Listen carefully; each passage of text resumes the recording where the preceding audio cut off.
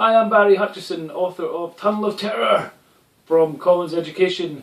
It's a story about Carl and Jim, two friends who decide to go to a ghost train thinking it's going to be a bit rubbish. But it turns out to be the most terrifying ride of their young lives. And you'll have to read the book to find out what happens to them when they're there. So let's crack on, will we? Let's look at these questions. Question 1. As a young boy reading, what kind of books were the gateways for you and why? See, when I was young, I read mostly stuff like this. Comics, Web of Spider-Man. This is Spider-Man when he turns into the Hulk. How amazing is that? I even have an action figure to go with it. Spider-Hulk. So, yeah, I read loads of comics, pretty much constantly. Batman, Spider-Man, the Hulk, Superman, all that stuff. And I think that's really kind of influenced my writing style. Even the villain in this, Randus Hex, is a bit like something from a comic book. So I think comics played a big part, comics and graphic novels played a big part in getting me into reading. If you can get your hands on some comics, read those, they're great. Question 2. What first convinced you that you could be a writer? Was the horror genre always something you were drawn to? I'm still not entirely convinced I can be a writer, to be honest. I think, like most authors, I have plenty of moments of doubt when I think, oh no, that's rubbish, no one's going to want to read that. But I certainly always enjoyed writing stories. It was something I always really liked to do. Where I live, where I lived then and where I live now, in this little village in the Highlands of Scotland, the nearest cinema was a 140-mile round trip. There were no bookshops. There was a very small library when I was growing up.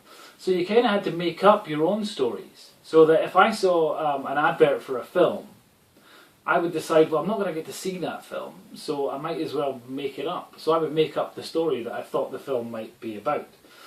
So I kept doing that, and I kept doing that, and I think that's been really helpful in becoming a writer. It's something that was just kind of part of my life, was making up stories.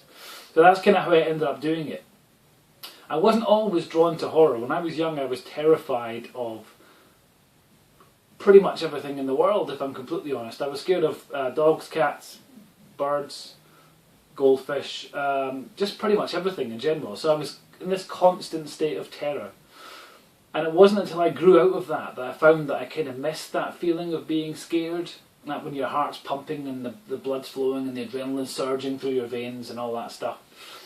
So I kind of missed that. So I thought I will try looking at some horror now. And I read some horror books and I watched some horror movies.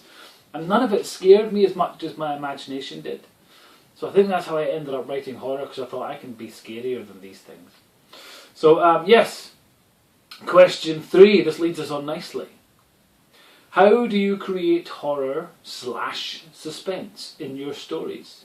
Specifically, how did you assemble the structure and characters of Tunnel of Terror to draw the readers in and scare them silly? I see, that's the difficulty I have when I'm talking about writing structure and stuff. Because I read so many comics and then so many books when I grew up, I'm not really aware of the structure of stories. I don't kind of go, oh, this must happen, this must happen, this must happen. I have an idea of the start, I have an idea of the end, and roughly know what's going to happen in the middle, and then just bash it out, really. One of the best tips I can give for writing scary stuff, though, is to really work on suspense. Scary things that just happen are not really that scary. If I jumped out at you and went boo, you wouldn't be scared. Now, let's say if you woke up tomorrow morning and your house was empty and silent, you went downstairs, there was nobody there. You looked around, your parents, your brothers, sisters, whoever had vanished, even your pet dog, if you have one, had disappeared. You went outside, the streets were empty, deserted, there were cars parked, the doors open, just abandoned at the side of the road. You were shouting, top of your voice, no one was shouting back, you wandered around, you couldn't find anyone. And then walked down a dark alley, and then I jumped out and went boo. That would be much scarier, your reaction would be much, much worse. And the reason is you've built it up, you've built up to that scare. So that's the important thing I would stress when writing scary stories. Is scary things don't have to happen all the time. In fact, sometimes it can be scarier if scary things don't happen. So when the scary thing does finally happen, it's all the more terrifying because of it. I don't know if that makes sense, what I just said, but hopefully it does. Question 4. Well, it's not actually a question, this one. This is a request asking me to come up with a writing activity for you to do. So what I want you to do is I want you to be a bit like I was when I was younger and think of the things that scare you. Try to think of the scariest thing that used to bother you when you were younger. Maybe it was spiders, maybe it was big dogs, maybe it was small dogs, maybe it was monkeys with guns, maybe it was a badger wearing a dress. Whatever it was, whatever you were scared of when you were younger. And everyone was scared of something, don't try and tell me you weren't. Maybe it was the dark, maybe it was a big scary man who lived on your street. Everyone was scared of something. Take that thing you're scared of and turn it into a monster, turn it into a horror villain. Now, if you were scared of spiders, for example, a spider would not make a very good horror villain because you could just go, "Ah, spider!" and squash it flat. So what you would do is you would take that spider, you would make it much, much worse. Your villain might be an army of spiders. It might be a strange, sinister man who tiptoes into your bedroom at night and vomits spiders into your face. It could be someone that's just a big skin made up of millions of spiders that burst open and come out of his eye sockets. Whatever you want. Or a giant spider. Or an army of spiders. Or a spider that burrows into your brain and controls you.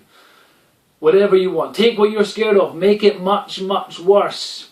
Exaggerate it. Blow it up. Don't literally blow it up because then it would be dead. But exaggerate it and make it much, much worse than it already is. And that will hopefully allow you to create a genuinely terrifying horror villain. So that's it. All that remains for me to say is that I'm Barry Hutchison. Thanks for listening. My book, Tunnel of Terror, in the Read On series is available now at collinsreading.com. So if you haven't already read it, then get along there, grab a copy, because it's excellent, if I do say so myself. So thank you all for listening, and good luck with your horror writing exercise. Bye for now. Rawr.